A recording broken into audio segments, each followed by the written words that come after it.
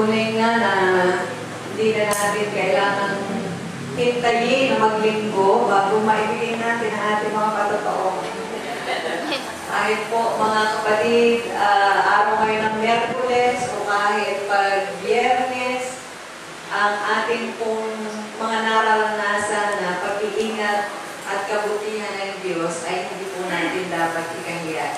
Kundi ito po ay dapat nating ipahayag upang lalo pa na gumawa ang Panginoon sa ating pong mga buhay. Amen? So, hayaan po natin na ang kapangyarihan ng salita ay maganap sa pamagitan po ng ating mga patotoo. Kaya nga po, narinig natin sinasabi na there is power in words, in spoken words. Kasi once na ito po ay ating nasalita, ito po ay may kakaibang bisa. Ito ay ating pinangahawakan din na may pananampalataya. Kung mga tao sa labas, kapag sinarita nila yun, kailangan panindigan ko na ito. Pero sa atin po, ginagawa natin ang pagpapahayag sa pamagitan ng pananampalataya. Alam natin ang mga pangyayari sa ating buhay ay hindi o incidents lang, o baka tsansa lang ang nangyari. Hindi po, kundi ito ay kalooban ng Diyos. At kung sabi nga ay sa Bible din kung kay Lazarus na may mga karamdaman na hindi sa ikamamatay, kundi para sa kapurihan ng ating Panginoon, ang mga pagsubok na dumarating po sa ating buhay ay hindi para sa ating ikapapahamak, kundi upang lalong mahayag ang kaluwalhatian. Hallelujah! Hallelujah!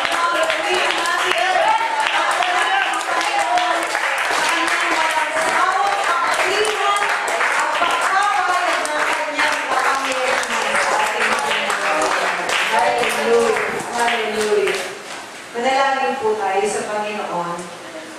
Dakilang Diyos, muli kami po ay nagpapasalamat sa isang araw na naman na sa buong maghapon ay nakita namin ang iyong mapagpalang kamay, nagbigay sa amin ng proteksyon at naglayo sa amin sa mga kapahamakan. Dalangin namin, O Diyos, na sa ngayon, sa pamagitan ng kapahayagan ng iyong mga salita, ay patuloy mo kaming patatagin at palakasin at hayaan mo baunin namin sa espiritual na kalagayan upang nang sa gayon may mga salita kaming pangahawakan tungkol sa aming pagbabasa ng iyong pong salita. Hayaan mo ang pag-aaral, Panginoon, ng iyong pong banal na kasulat ay magbigay sa bawat isa sa amin ng lalo pang karagdagan sa amin pong pagkakit sa iyo. At Lord Jesus, special prayer para po kay Sister Grace Lutero sa kanya pong karamdaman, Panginoon, ngayon. Ay ano po, O Diyos, na lubusang maibsan siya sa kanya pong lagnat at muli balik mo ang kalakasan sa kanya at kasiglahan at hayaan mo ikaw maging dakilang manggagamot sa kanya pong buhay. Kaya Lord Jesus, balutin mo siya ng iyong kapangyarihan at hayaan mo, Diyos, na ang paginawa ng kagalingan na dumula sa iyo ang siya po niyang matamo, Panginoon, sa kanya pong buhay. Ganun din po ang bawat isa sa amin na rin ito. Ano man po ang aming mga kahilingan, maaaring hindi na ihayag, Panginoon, at narinig ng bawat isa. Pero alam namin, O Diyos, ang aming pagtulog sa iyo, Panginoon, ay magkakaroon ka, O Diyos, ng pagdinig sa aming mga pananalangin. Kaya Lord Jesus, hayaan mo, Diyos, na ikaw ang aming maging kasagutan. Ikaw ang maging kaganapan, Panginoon, sa mga kahilingan ng aming puso. Pampersonal man ito, pampamilya, o at mga aspeto sa aming buhay. Lord, just give us more faith to believe in you so that we can see greater things, mighty things, O God, that you are doing, O Lord, to your people who believe in you. Kaya narito po kami, Panginoon, muli ikaw ay aming sinasamba, pinasasalamatan, tubusan inaangkin ang tagumpay na nagmumula sa iyo. In Jesus' name. In Jesus' name. Hallelujah. Hallelujah. Hallelujah. Praise the Lord. Praise the Lord. Buksan po natin sa Aklat ng Mga Awit, chapter 40. Ito isang simpleng mensahe pero naway magbigay ng inspirasyon sa bawat isa sa atin. Mga Awit, chapter 40. verse 16. Mga awit chapter 40, verse 16. Ang sabi po, mga kapatid, mga galak at mga tuwa nawa sa iyo, ang lahat ng nagsisihanap sa iyo, yaong nag-iibig ng iyong kaligtasan ay magsabi nawang palagi, ang Panginoon ay kakilangin. And then sa New Testament po, sa maiksing talata, Philippians 4:4, Filipos 4:4, isang pamilyar na talata sa bawat isa sa atin. Sabay-sabay po nating basahin sa English or sa Tagalog. Philippians 4:4. Mga galak kayong lagi sa Panginoon, muli kong sasabihin, mga galak kayo. Amen. Hallelujah. Nagagalak ba tayong gabi na yun? Kaya nakapaguran sa maghapong kabalahan at trabaho at kung ano-ano mga kapatid na ginawa natin. Ang sabi ng Biblia, mga galak kayong lagi sa Panginoon. Amen. Hallelujah. Mayroon mo iyong katabi at ngitian mo siya ng pagkatamis-tamis ng ibig. Praise the Lord. Mga po ang bawat isa sa inyo. Amen. Praise the Lord. Happiness and joy are from the Lord. Amen. Hallelujah. Alam niyo po mga kapatid, gusto ng Diyos na maging masaya ang bawat isa sa atin. At siya po mga kapatid ay nagnanais higit sa lahat na mga taong nananampalataya sa Kanya ay maranasan po mga kapatid ang iba-ibang klase ng kagalakan, mas mataas na antas ng kagalakan kaysa nararanasan po ng mga taong hindi nagbibigay ng pagsamba at paglilingkod sa Kanya. Now, marami po siyempre mga kapatid ang mga dahilan kung paano sabi nga ay nagiging masaya ang isang tao.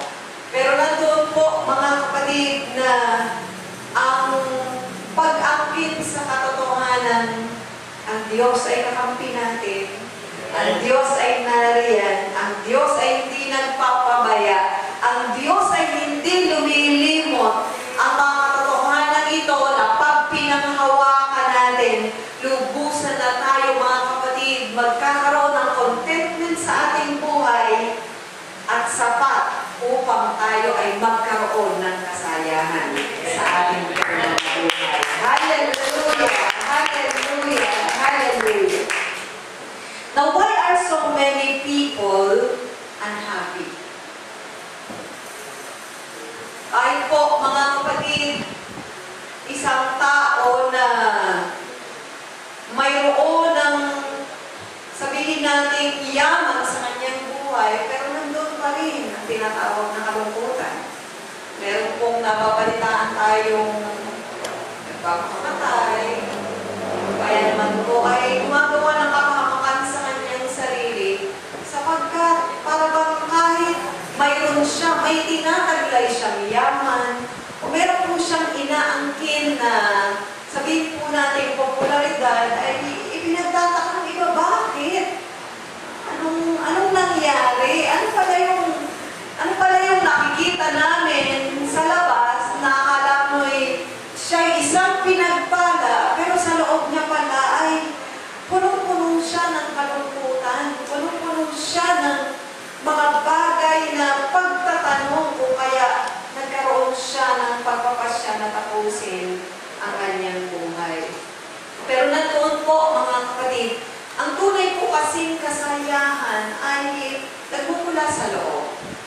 Sinasabi nga po natin na yung happiness o yung kasiyahan ay mayroon pong dahilan kung bakit tayo nagiging masaya. Parang outside forces na kung saan ay halimbawa ay may nagbigay sa'yo ng magandang gift. Yan. Wow, ang saya mo. Meron po mga kapatid nagbigay ng appreciation sumasaya ka. Yan po ay ninanais ng Panginoon na mangyari sa ating buhay. Pero bukod po sa kasayaan, nais ng Diyos na magkaroon tayo ng kagalakan. And joy comes from within. Na hindi po aayon sa sirkumstansya sa ating pong kapaligiran. Dahil kung iaayon po natin, ay talagang wala. Titingin tayo sa likuran, dami nating nagdaang kasalanan na para bang ikayayamot natin sa ating buhay, bakit kung ginawa yun? Sabi nga, kung titingin tayo sa unahan, parang magkakaroon tayo lang ng madidismaya lang tayo dahil alam natin, ano pang hinihintay natin magandang kinabukasan sa magulong mundo ito. Sabi, kung titingin tayo sa paligid, parang ang gulo-gulo. Ang daming mga pangyayari makapagbibigay sa atin ng tao. Alam niyo po, kung titingin lang tayo sa mga bagay na panlabas, discouragement, failure, dissatisfaction, lahat po yan mararamdaman natin. Pero kung meron po tayong kakaiba, mga kapatid, na pakikipag-ugnay sa Panginoon, yan pong relasyon yan natin sa Kanya ang magbibigay sa atin ng kagalakang hindi kayang maibigay ng sanlibutan ito. Amen. Amen. Kaya po, mga kapatid, hayaan natin na yung sinasabi ng Biblia, rejoice in the Lord always. And again, I say rejoice. Di po ba lagi nga nating sinasabi na ito po, Book of Philippians ay isa sa mga prison letters ni Apostol Pablo. Siya po ay under house arrest at that time. Sa una po niyang pagkakulong yun. Nandoon po yung hindi ka malaya na kagaya na isa ay Roman citizen siya. Pwede siya dapat na magkaroon ng karapatan sa kanyang pagiging Romano. Pero dahil nga sa kaso na kanya pong kinalalagyan, may question patungkol sa kanya, nandoon po hanggang makarating na nga siya sa Roma, upang mag-apila sa Caesar, nandoon na talagang restricted yung kanya pong buhay. Pero hindi po nakapigil sa kanya ang mga bagay na yun. Amen? Sabi nga po, while under house arrest, according po sa history, na marami pa siya ng mga tao na nasasabihan ang pag-ibig ng Panginoon. At ang isang nga dyan ay walang iba, kundi ito pong si Onesimus, na kung saan ay dati pong alipin itong si Philemon. Biruin niyo po yan, under house arrest, nakakulong, pero still, ang kabutihan ng Diyos ay patuloy niyang ipinapahayag. Walang sirkumstansya sa kanyang buhay na makakapigil upang magkaroon siya ng kagalakan. Kaya sa halip na maghintay siya mula sa mga kapatiran, "Uy, sabihan niyo naman ako na magalak ako dahil ganito ang sitwasyon ko." Baliktad, siya pa ang nagsasabi, no, sa ganong kalagayan, doon sa kanyang sinulatan ng mga Pilipos at sa mga makakabasa nito ng mga kalapit na mga iglesia at mga mananampalataya, siya pang nag-i-encourage, magagalak kayong palagi, sinasabi ko muli sa inyo, magagalak kayong lagi.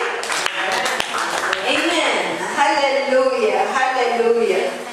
Meron pong isang English journalist na nagsabi, "It is not the place nor the condition, but the mind alone that can make anyone happy or miserable." Hindi raw po ang lugar, hindi ang kondisyon, kundi ang ating pong kaisipan. Ang lubusan makapagsasabi kung tayo ay magsasaya o hindi. Ano pong ibig sabihin? It comes from within. It's a decision, it's a willpower from within.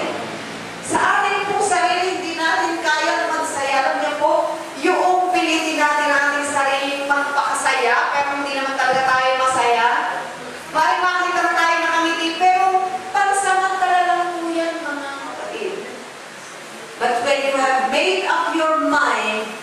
the Lord has been good, you are feeling the presence and the assurance of the Lord.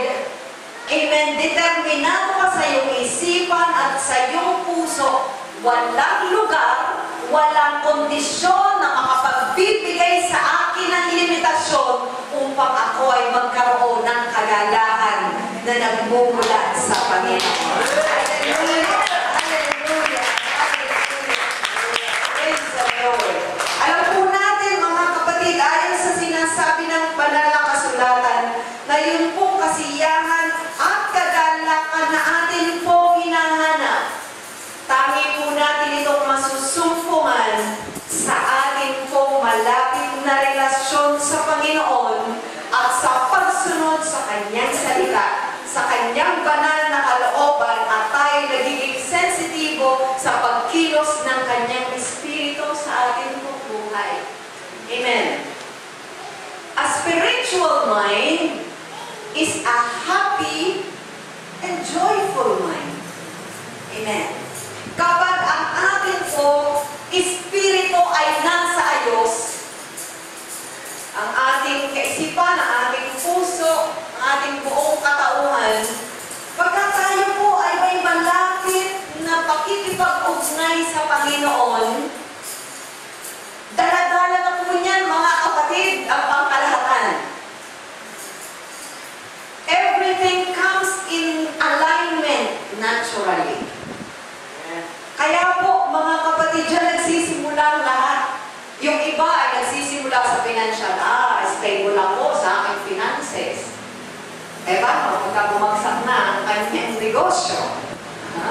Yung iba ay sa popularidad. Paano pag hindi na siya kilala? Dahil tumanda na. Nagkaroon ng Alzheimer's. Diba? Nawala na yung kanyang katalinuhan na dati ipinagmamalaki. Kung yung mga bagay na yaon ang magiging basis para lang sa kayo magkaroon tayo ng kasiyahan, yan po ay mawawala. Pero nandoon, kung ito po ay nasa kalooban natin, ito po ay nakasandig sa ating pananampalataya at paglilingkod sa ating Panginoon. Lubusan po itong tatagal. Amen. Hanggang sa ating huling hininga sa mundong ito. At isang kakaibang eternal na kagalakan naman ang naghihintay kapag nandun na tayo sa kabilang buhay. Amen? Hallelujah! Hallelujah! Kaya mga kapatid, nasa kalamangan talaga. Matindi ang kalamangan ng isang tao na naglilingkod sa Diyos. Amen. Yun na lang po na Sermon on the Mount, yung sermon doon sa kabundukan na ibigay ng ating Panginoon. Sa Mateo chapter 5, alam po natin na ito po ay tumutukoy sa pagiging blessed o pagiging mapalad. Sabi po, mapapalad ang mga mapagpakumbabang loob sapagkat kanila ang kaharian ng langit.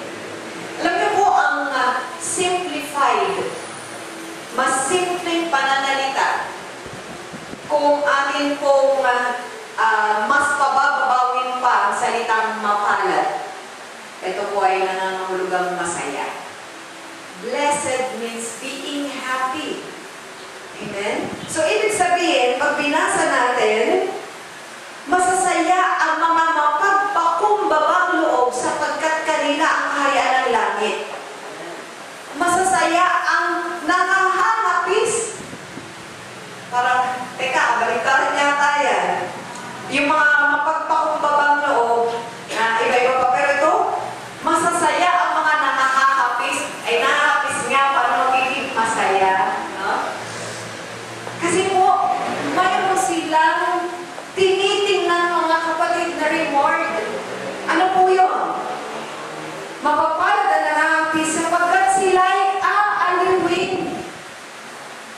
Hindi yung present situation lang ang tinitingnan ng isang tao na nananampalataya sa Diyos. Sapagkat alam niya, ang kondisyong pagiging hapis ay ito ay pansamantala lamang kung nandyan ang ating pagkapit sa Panginoon. May kaaliwan na naghihintay. Amen. Masasaya ang mga maamo. Bakit? Sapagkat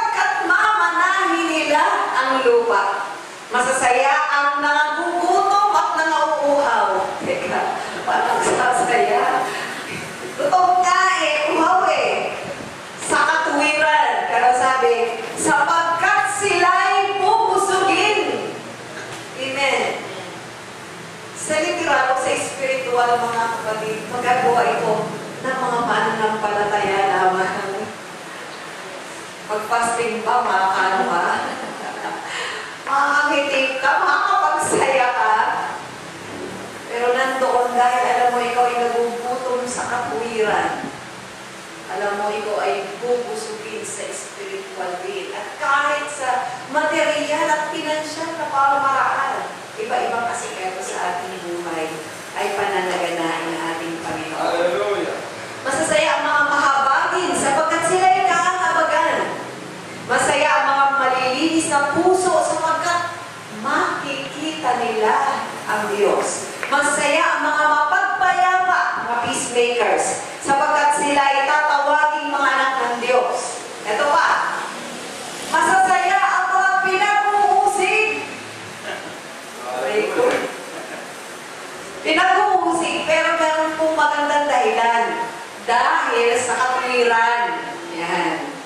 Pagkaganito daw po, anong pangako?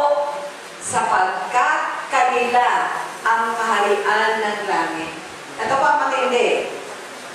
Masasaya kayo pagka kayo'y inaalimura. At kayo'y pinag-uusig. At kayo'y pinagwiwikaan ng sari-saring masama na pawang kasinungalingan dahil sa akin. Paano naging masaya doon? Paano naging mapaalal? Sabi sa verse 12, ito ang dahilan. Mga galak kayo at mga sayang totoo, sapagkat malaki ang ganti sa inyo sa langit. Amen? Kaya po, yung kasayahan natin, yung kagalakan natin, huwag natin iaayon sa present condition natin, mga kapatid. Amen? Dahil yan ang kondisyon na mga taong tinawag sa Biblia na mapapalad at mga taong pinagpala ng ating pong Panginoon. They didn't look in the present condition, but they looked at the rewards that will come after they have enjoyed that kind of condition in their lives.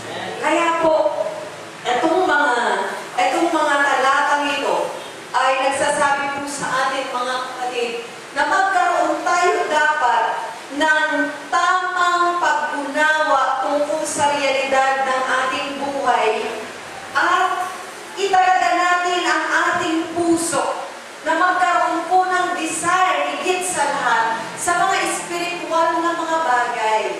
Amen. Dahil kung ang desire natin is more on material, talagang mabibigo tayo. But if it is more on the spiritual, nandiyan ang Diyos hindi nagkakait sa mga taong lubusang nagtitiwala sa Kanya. Amen. When our lives are in order, when our lives are in line with the will of the Lord, we will be happy and joyful. Palakpakan po natin ang ating Panginoon. Hallelujah! Hallelujah! Hallelujah! Now, happiness cannot be found in having everything you desire. Ang kasiyahan daw po, mga kapatid, ay hindi masusunungan sa pagkakaroon ng mga bagay na iyong binimithi. Sana meron ako noon. Sana meron din akong magandang bahay, magandang kotse. Now, hindi po masama, mga kapatid, na magkaroon tayo ng mga desires sa ating pong buhay. Pero yung darating sa point na magiging frustrated ka, kaya ba't wala pa eh?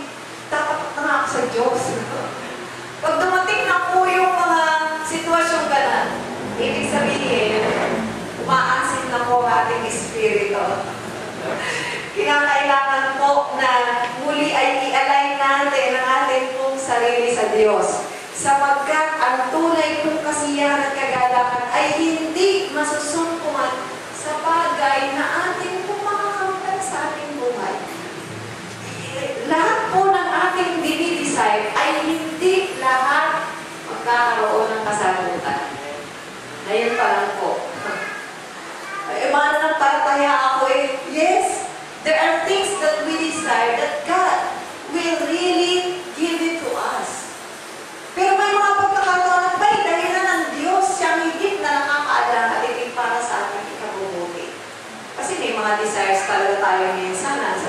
nating hindi ayon sa kalooban ng Diyos. No?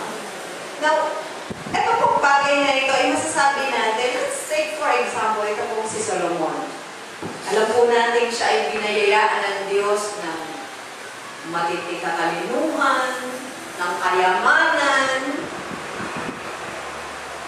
Pero, alam niyo po, yung kanya pong katapatan sa paglilingkod sa Diyos, dahil niya po naingatan, dahil sa karamihan ng biyaya na dumating sa kanyang buhay, na-divert po, mga kapatid, hindi niya naingatan ang kanyang spirito.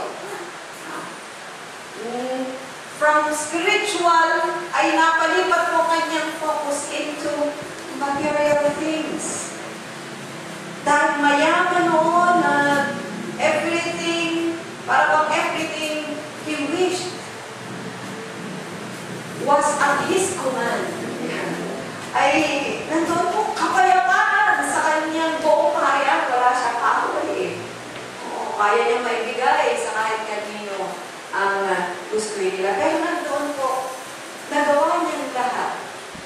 But in the end, from amassing material things, tingnan natin ang salita dito si Solomon. Ecclesiastes chapter 2, verses 4 to 11. Babasahin ko po, mga kapatid, sundan lang nyo. Ecclesiastes chapter 2, verses 4 to 11. Ito po yung mga accomplishments niya, no? Pero tingnan natin kung ano sinabi niya sa bandang huli. In verse 4, gumawa ako sa ganang akin ng mga malaking gawa. Nagtayo ako sa ganang akin ng mga bahay. Nagtanim ako sa ganang akin ng mga ubasan. 5, gumawa ako sa ganang akin ng mga halamanan at mga liwasan at aking tinamnan ng mga salisaling puno ng kahoy na nagkakabunga. Gumawa ako sa ganang akin ng mga tipunan ng tubig upang dumilig ng gubat na pagtatamnan ng mga puno ng kahoy. Ako'y bumili ng mga aliping lalaki at babae at nagkaroon ako ng mga aliping ipinanganak sa aking bahay. Nagkaroon din naman ako ng malaking pag-aari ng mga bakahal at mga kawan na higit kaysa lahat ng mga nauna sa akin sa Jerusalem. Nagtipon din ako sa ganang akin ng pilak at ginto at ng tanging kayamanan ng mga hari at ng mga lalawigan. Nagtatangkilik ako sa akin ng mga lalaking mga aawit at mga babaeng mga aawit at mga kalayawan, mga anak ng mga tao, mga sari-saring instrumento ng musiko. Iya'y totoong marami. May mga entertainers pa siya. Sa gayon, naging dakila ako at lumago ako ng higit kaysa lahat na nauna sa akin sa Jerusalem. Ang aking namang karunungan ay namamalagi sa akin. 10, at anumang minanasa ng aking mga mata, ito ay hindi ko ipinagkait. Hindi ko pinigil ang aking puso sa anumang kagalakan. Sapagkat nagagalak ang aking puso dahil sa lahat kong gawain. At ito ang aking bahagi na mula sa lahat kong gawain. Pero nang sabi sa verse 11, na magkagayon minasdan ko ang lahat ng mga gawa na ginawa ng aking mga kamay at ang gawain na aking pinagsikapang gawin. At narito, lahat ay walang kabuluhan at nauuwi sa wala at walang pakinabang sa ilalim ng araw. Pinakamayamang tao, pinakamayama o pinakama-influensyang tao. Narating niya, parang pinaka-rurok ng tagumpay na gusto marating na si ito. Pero siya na nakarating, yung halos lahat ng gusto niya ay makuha niya sa kanyang buhay. He ended up saying, all is vanity.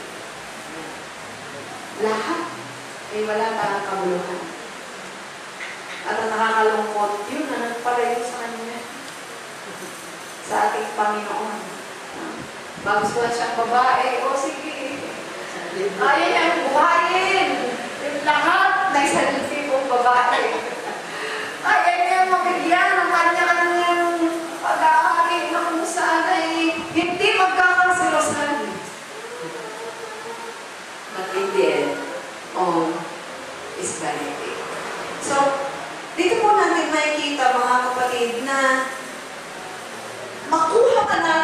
No? Kung halimbawa, no? Makuha man natin yung lahat ng ating minimiti. O sa ating sitwasyon, talagang hindi, mga kapatid. Pero nandun, makuha man natin. Pero sa bandang huli, kagaya nitong si Solomon, sasabihin natin, walang kabuluhan ang lahat ng mga bagay. His life became miserable in the end, especially when his heart departed from the Lord. Amen. So, makikita po natin na hindi sa possessions ng isang tao ang kasayahan. Bukod po sa rito, mga kapatid, nagkakaroon ng isang tao ng kawalan ng kasiyahan kapag ang inasahan niya yung mga bagay na sana yung tinatangkilik ng aking kapitbahay o ng aking kaibigan, ng aking kakilala. Kung mas matalino pa naman ako doon kung may nag-aaral. Ikaw na yun yung mas mayaman sa akin. Alam niyo po, mga kapatid, kung titignan natin ay mga material na bagay, hindi po tayo magkakaroon ng kasiyahan at kagalakan sa ating puso, mga kapatid. Amen? Darating at darating ang kawalan. Darating at darating, mga kapatid, na talagang mabibigo tayo sa ating buhay. Pero yan bang mga bagay na yan na magpapahiwalay sa atin sa pag-ibig ng Diyos? Huwag na nga, mga kapatid. Dahil ito ang sabi ni Apostol Pablo sa mga taga-Rome, hindi ang taba, hindi ang kabuto, hindi ang pagsuko, hindi ang kamatayan, at hindi kayang makapaghiwalay sa atin sa pag-ibig sa Panginoon kung tayo lamang ay kakapit na matindi sa paglilingkod sa Kanya. Amen. Kaya nga sabi ni Apostol Pablo, siya ay hinahangaan natin sa kanyang pagiging isang Kristiyano, pagiging isang leader ng pananampalataya noon. Nakakalain natin, siguro laging blessing ang nasa kanya. Pero kung titignan niya natin ang kanyang buhay, kanyang mga sinulat, yung hinahangaan natin ay nakaranas na siya ay batugin. Siya ay nakaranas na alipustain, nakaranas na magutom, na puwersahan. No? Hindi yung gutom dahil wala, kundi talagang nandun po dahil sa sitwasyon. Amen? Kaya ang sabi po niya, datapwat ang kabanalan na may kasiyahan ay malaking kapakinabangan. Sapagkat wala tayong dinalang anuman sa sanlibutan at wala rin naman tayong mailalabas na anuman. Ngunit kung tayo may pagkain at pananamit, ay masiyahan na tayo doon. Datapwat ang mga nagsisipag na sa yumaman ay nahuhulog sa tukso at sa silo at sa maraming mga pitang hangal na nakasasama na siyang naglulubog sa mga tao sa kapahamakan at kamatayan, sapagkat ang pag-ibig sa sarili ay ugat sa lahat ng uri ng kasamaan. Now, nasabi ko nga, hindi masama na tayo ay, Lord, ikaw magpala sa akin. Kagaya ni Jabez, di ba? Na kung saan ay, Lord, bless me. Ito po, mga kapatid, ay hindi pa kasarili, kundi gusto ko, Panginoon, maramdaman ng iyong pagpapala. Pero hindi po ibig sabihin, pagpapala ay, ibig sabihin ay, yayaman ako ng higit kahit kanino man. At kahit po, darating nga, kahit yung mga, sabihin natin, pinagpala financially sa mga believers, dumarating at dumarating. Sa kawalan, sasaidan, hindi sa bankrupt. Pero nandoon po, kung tayo po mga kapatid ay may kakaibang uri ng kagalakan nagmula sa Panginoon, taas no pa rin tayo na makakaharap sa Diyos. Lord, salamat kayo.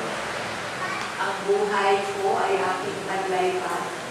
At alam kong hindi dito titigil ang lahat ng mga bagay. Ikaw ang Diyos na nagpapala. Ikaw ang Diyos na nagbibigay. in another area of my life, you may want to bless me. And I welcome any blessing you want for me to have. Amen? So, hayaan po natin mga kapatid na ang Diyos ang siyang gumawa ng pamamaraan ng pagkalo pa tayo ng pagpalain.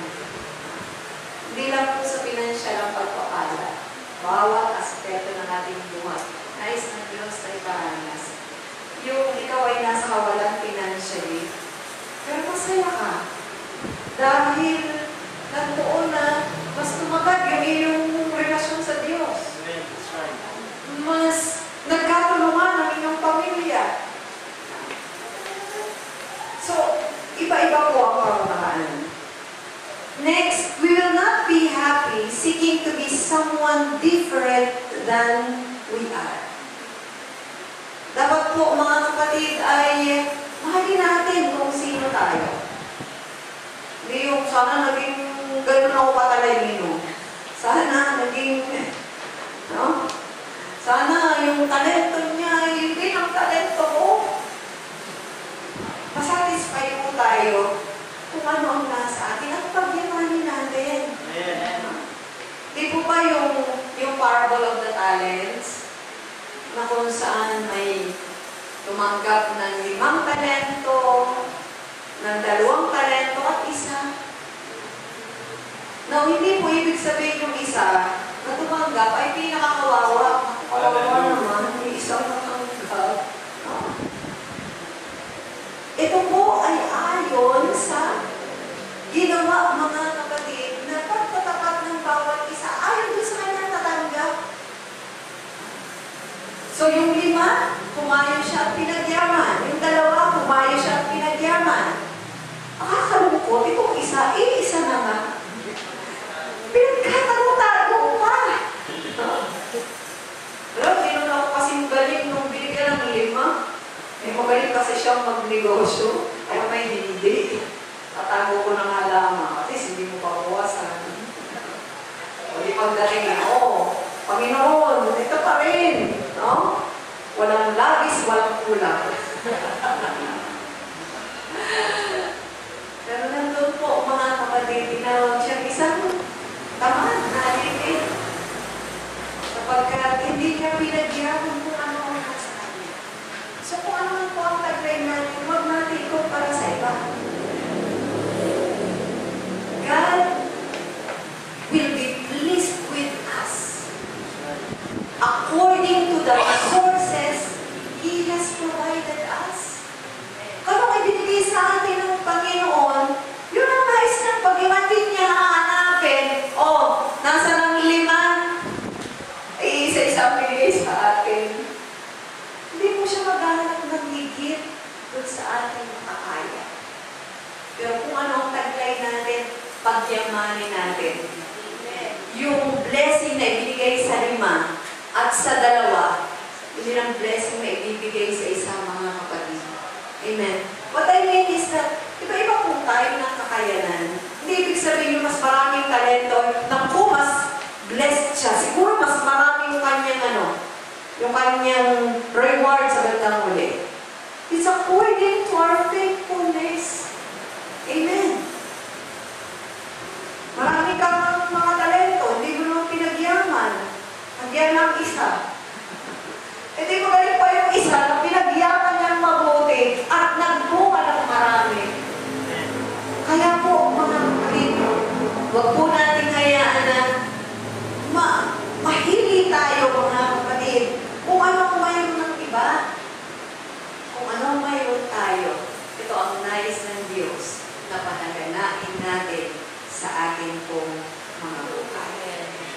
One more thing, happiness will not be found running from here to somewhere else.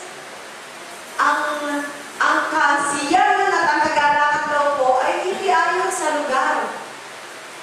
Ako, siguro kung nasa Tagaytay ako, nasa Baguio ako, doon ako nakatira, mas maganda nga yung buhay, lalo na pagka-summer, yan. Di sana hindi na ako dadayo. Pero,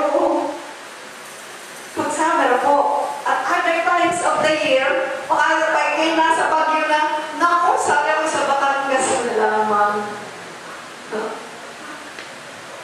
Na pagka kapanahon na ng mga bagyo, ay napakabihirang daanan. Ito ang bagyo, ay dinaanan ng bagyo. Ay siya, hindi ka na makakaalis sa bagyo. Dahil ang daan ay mga nasira na. Alam niyo po, wala yan sa lugar, mga kapatid. Although may mga instances that God can move us from one place to another. Pero kung sa pagkakataon ito, dito kayo nilagay ng Panginoon, be satisfied. Yung mga opportunities na pinararating sa iyo ng Panginoon, ito po ang ating panaganahin sa ating pong buhay. Amen. Siguro mas maganda ang negosyo ko kung ay nandun sa lugar na yun. Kung ano yung negosyo nandito ngayon at walang, sabihin natin, walang go signal kang nararamdaman na pinalilipat ka ng Diyos sa ibang lugar. Pero siguro dapat ako talagang mas mag-pray pa. Kulang pa sa prayer kaya hindi ko matanggap yung nais mo na kaloobang negosyo para sa akin dito sa lugar na ito. Amen? So, hayaan po natin na ang Diyos ang siyang maluwalhati kahit nasaan ang lugar tayo.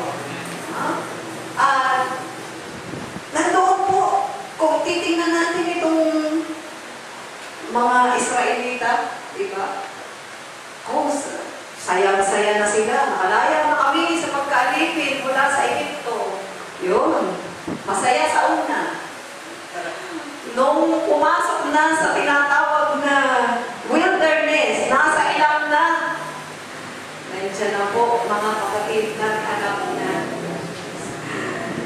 At kahit yung mga maliliit na bagay na kanilang naranasan sa Egypto, pinagkakalap-alap na. Tayo nasa ilang na yun, bakit tayo umalis sa Egypto? Tingnan natin yung mga napakasisimpleng bagay na parang handa nilang ipagpalit ang lupang pangako doon sa Egypto na naaalala nila yung kanila pong buhay doon. Tingnan natin kung anong naalala nila. Mga Bilang, chapter 11, verses 4 to 6. Numbers 11, 4 to 6. Ito po ang sabi, mga kapatid. In verse 4, at ang halo-halong karamihan na nasa gitna nila ay nahulog sa kasakiman. At ang mga anak ni Israel naman ay muling umiyak at nagsabi, sino ang magbibigay sa atin ng karneng makakain? Yan, ano pang karne? Walang karne sa ilan. Ano pa? Verse 5. Ating naaalala ang isda. Wala kasi ano doon eh, walang dagat eh.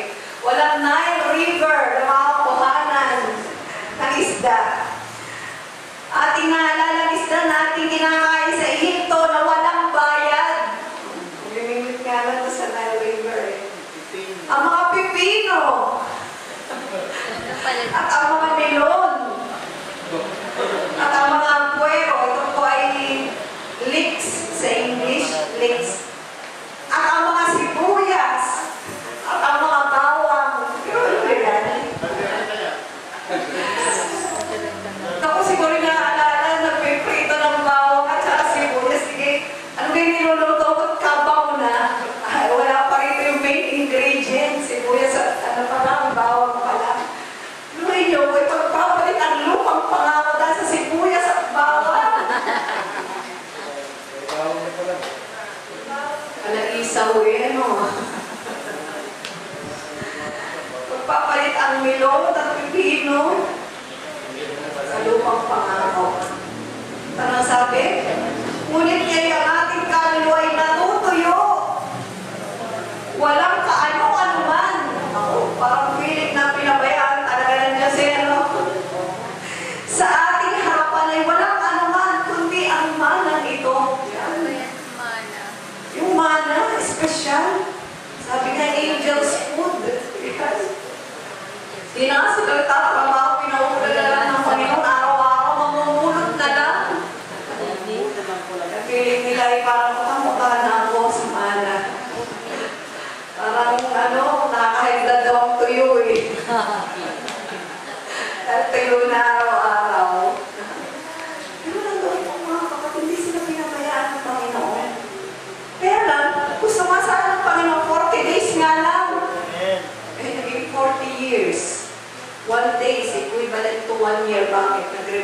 kasi sa Panginoon.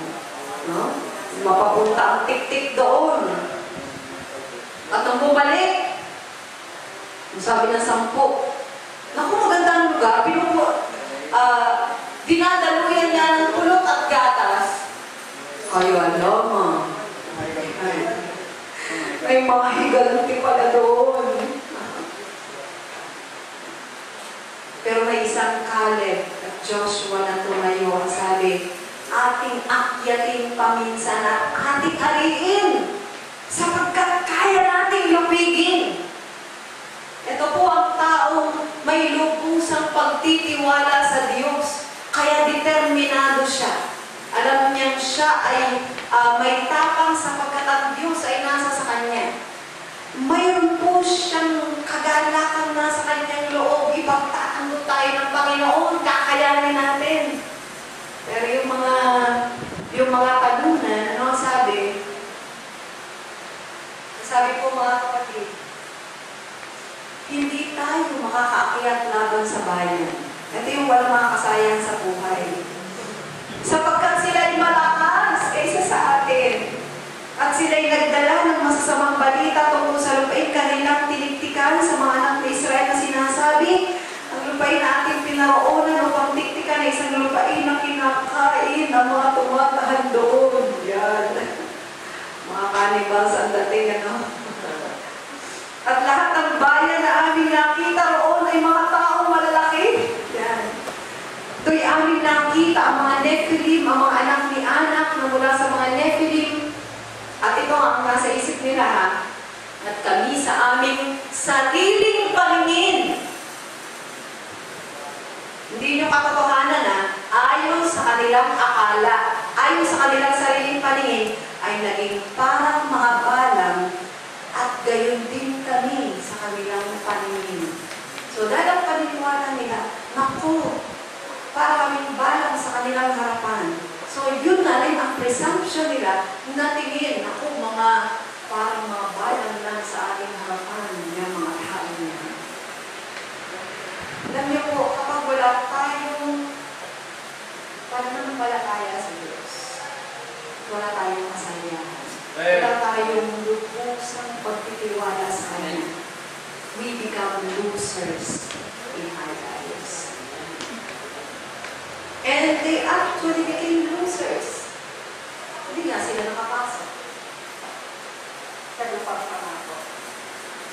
Maliban lang dito, kay Caleb at kay Joshua, at doon sa 20 years old pababa, ang kasama nilang pumasok sa lupang pangako ay new generation of the Israelites. And then lastly, mga kapatid, happiness cannot be found in not having to conform to any rules. Baka isipin natin, lalo sa mga kabataan, magiging masaya ako kung walang magulang na kumokontrol sa akin. Ang mga kabataan ngayon, no? Yung gusto sa feeling nila, ay kaya na nilang makatayo sa kanilang sarili. No? Hindi ko na kailangan, ang magulang ko, dahil kaya ko na magdesisyon, alam ko na ang tama at mali. Pero alam niyo po, mga kapatid, kagaya ng prodigal son, amen? Akala niya kaya niya na ang sarili niya. Akala niya masaya kapag wala kumokontrol sa kanya. Pero nung wala nang kumontrol sa kanya, nagpakariwala siya sa kanyang buhay. At doon lang niya na-realize, kailangan akong bumalik sa tahanan ng aking ama. Nandoon, pagbalik niya, salamat na lang, naghihintay pang kanyang ama na siya ay bumalik. Kahit sa akala niya, siya ay isang kanyang ginagawa. So, sa atin pong mga kabataan, nawa ay pasama po tayo sa ating pong mga magulang. That's part of life. Nadarap kang sumunod, magpasako. Darating ang panahon mo. Magiging magulang ka na. Mararanasan mo kung madali pala ang magpasunod sa mga maulit na mga anak at hindi makinig dahil lang alam ay kanila ang tama. So, nandoon po mga kapatid na hindi magiging masaya kung ikaw lang sa iyong sarili. Sapagkat nais ng Diyos na mayroon talagang manguna at magbibigay ng pagpapayo sa atin. Alam niyo po, kahit na tayo ay nasa katandaan na, nasa adulthood na, hindi ibig sabihin din na natin kailangan ng payo at mga taong maggagabay sa atin. Kailangan pa rin natin. That's part of life.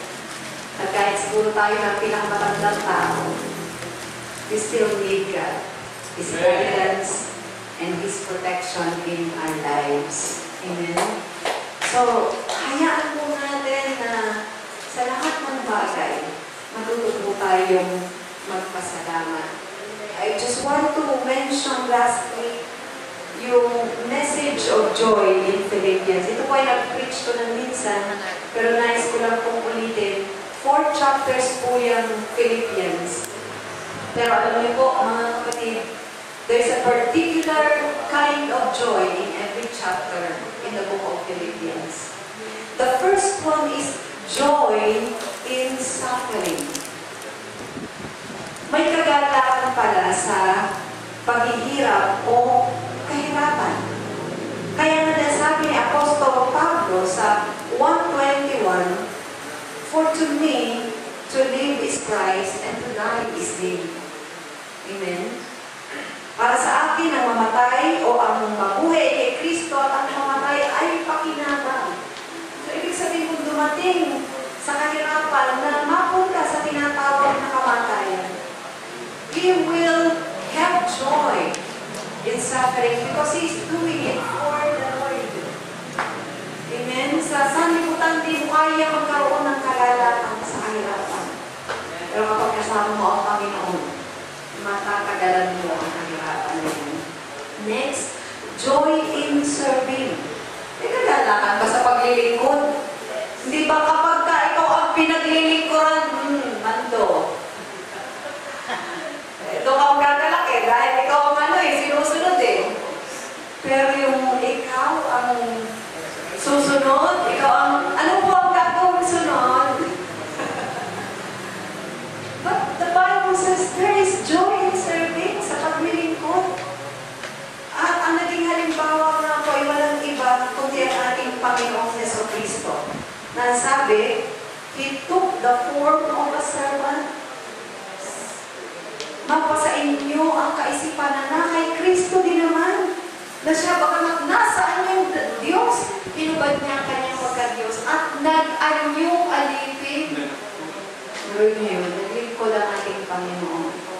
He came to serve instead of being served. And yet, He is Lord of all. The Lord becomes a servant. Kaya po, may kagalakan sa paglilingkod. Lalo na kung ito yung ginagawa natin para sa Panginoon. Third, joy in believing. Kahit napakahirap maniwala, di ba? Pero ano ang sabi ni Apostol Pablo in 3:8, I have suffered the loss of all things. Tiniis ko ang kawalan ng mga bagay. At ito ay isinaalang-alang ko na kagaya ng dumi upang aking maipanalo si Kristo. Ano ba ang sabi niya? Na naway makilala ko siya, hindi lamang sa kapangyarihan ng kanyang pagkabuhay na maguli, kundi sa pakikisama sa kanyang kahirapan. He believes in the Lord no matter what will happen. And then in fourth, joy in giving. Makakagalak kaya pag ikaw ang tumatanggal. Dami kong regalo. Pero ikaw nagbibigay, ikaw ang nauubusan, ikaw ang nakawalan. But if we are doing it for the Lord, there is a promise. But my God shall supply all your needs according to His riches in glory in Christ Jesus. 4:19. I can do all things through Christ who strengtheneth me. 4:13. Ano ibig sabihin? May kagalakan kahit sa kahirapan, kahit sa tinatawag na pagbibigay, kahit sa paglilingkod, kahit sa pananampalataya sa kabila ng posisyon ng iba, may kagalakan. Dahil ang Panginoon ang siyang pinagmulan ng ating kagalakan kung lubusan tayo ang titiwala sa Kanya. Hallelujah! Hindi po ang bawat isa natin. Praise the Lord! Praise the Lord! Praise the Lord! But I also want to tell you, hindi lang sa kahirapan, hindi lang po mga kapatid sa pagbibigay, hindi lamang sa paglilingkod o paniniwala. God gives us victory from time to time. We have been receiving so many blessings from Him. Parang mga intermission nga lang yung mga yung suffering na intermission Oh, sandali, baka masyado kang ma-overwhelmed sa blessings. Di lamang sa tinapay na bubuhay ang tao, kundi sa bawat salita na umatawid sa bibig ng Diyos. Kaya pinaraan sila ng kahirapan. Alam niyo po, mga kapatid, mga intermission lang yan. But when it comes sa blessings, kailanman hindi tayo pinagkulang ng Panginoon kung tayo nagpapatay sa Kanya. Hallelujah! Sa Panginoon. Hallelujah! Hallelujah! Hallelujah! Dahil kakayahan sa paglilingkod sa Panginoon. May kagalakan sa karelasyon natin sa Diyos ay matibay. Hallelujah! Hallelujah! Hallelujah! Hallelujah! Praise the Lord! Umawi tayo ng masaya sa Panginoon. Hallelujah! Uuwi tayo may kagalakan sa ating puso. Isang panibago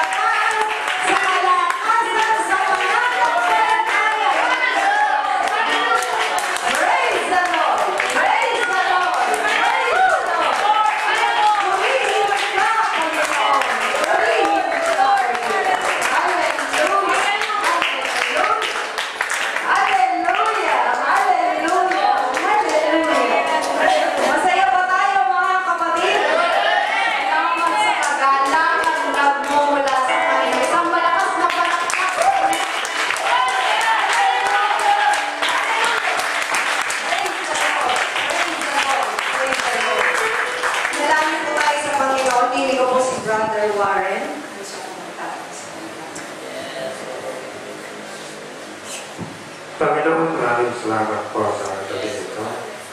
Maraming salamat, Panginoon, sa iyong salita na nagbigay linaw sa aming nalalago ang puso. Panginoon, maraming salamat sa iyong pagkakay sa amin. Panginoon, hinihiling namin na ikaw ang patuloy na mamuhay sa aming buhay. Gabayan mo po kami, Panginoon, sa aming patuloy. Inadalangin namin, Panginoon, ito namin kapat nila na wala dito. In Jesus' name.